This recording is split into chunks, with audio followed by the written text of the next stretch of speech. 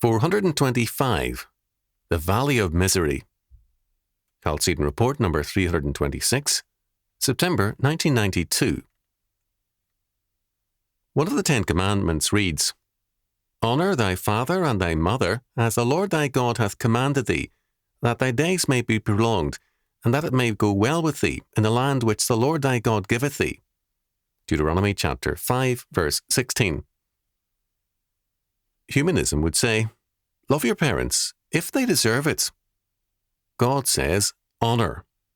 He is speaking to adults. The word to children is, obey your parents in the Lord, for this is right. Ephesians chapter 6, verse 1. Parents may not be deserving of love, but we are commanded to honour them, and this is a commandment with the promise of life for obedience. Ephesians chapter 6, verse 2. If we obey it, we will be blessed. Why?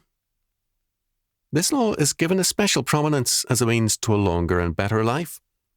The meaning is a simple one. Respect your past. Learn from it. Those who do not learn from history are doomed to repeat it. But how can we honour evil and ungodly parents? I have had this question asked by people who have undergone hell at parental hands. Their experiences have at times been too pornographic for repetition. How can such a person honour their parents? Whatever else we have suffered at their hands, they are our human source of life. To honour them in Christ is to respect His ordination of family life and His purpose in creating us for time and eternity. His scope far exceeds our limited vision. To honour our parents is to respect our past, to learn from it, and it means growing in terms of that knowledge. If we are firmly tied to our parents by hatred, we are, by that animosity, tied to our past and unable to go forward. I have known people deeply and intensely resentful of their father or mother, or both, and their lives are sometimes reduced to sterility by that hatred. They cannot grow. Invisible chains limit and warp their lives. To honour our parents is to know how to grow. This biblical mandate of respect is not to be compared with the past-bound outlook of ancestor worship. As Christians, our requirement is to honour the past, but our hope is not in our ancestors or forebears, but in regeneration by God's grace. Past, present, and future are then recognized as aspects of God's providential purpose and plan for us. Troubles are not pleasing to us, but they are aspects of God's schooling for us. Some of us, of course, are sent to God's graduate school again and again in terms of His sovereign purpose, not because we like it, but because He ordains it. It is not easy being the child of evil or mean-spirited parents. As I was once told by one such person, every time I looked into a mirror, I saw my father and my mother, and I hated it. But with regeneration, things changed. Now, when I look into the mirror, I know that I am a child of God, and what I was and am is now used by God. This is what Romans chapter 8, verse 28 is about.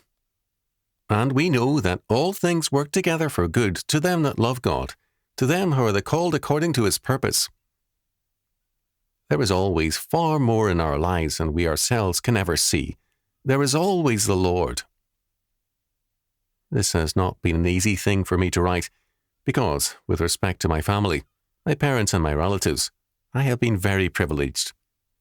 But I also know how much I have been made the richer by people whose lives with their parents ranged from poor to hellish. By God's grace, they have become remarkable people, very much so. One of the very wonderful texts of Scripture is Psalm 84, verses 5 to 7. Blessed is the man whose strength is in thee, in whose heart are the ways of them, who, passing through the valley of Baca, make it a well. The rain also filleth the pools. They go from strength to strength. Every one of them in Zion appeareth before God. The valley of Baca was a dry and desert area, known as a valley of misery.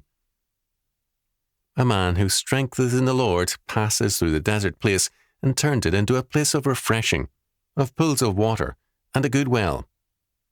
Such a man goes from strength to strength and has a place in God's presence. I have known such people. They do not use their past and present griefs to beat us all over the head, but as a means of growth towards becoming a blessing under God towards all who touch their lives. We all have our valley of Baca, sooner or later, and often again and again. We must pass through it. What happens to us when we do?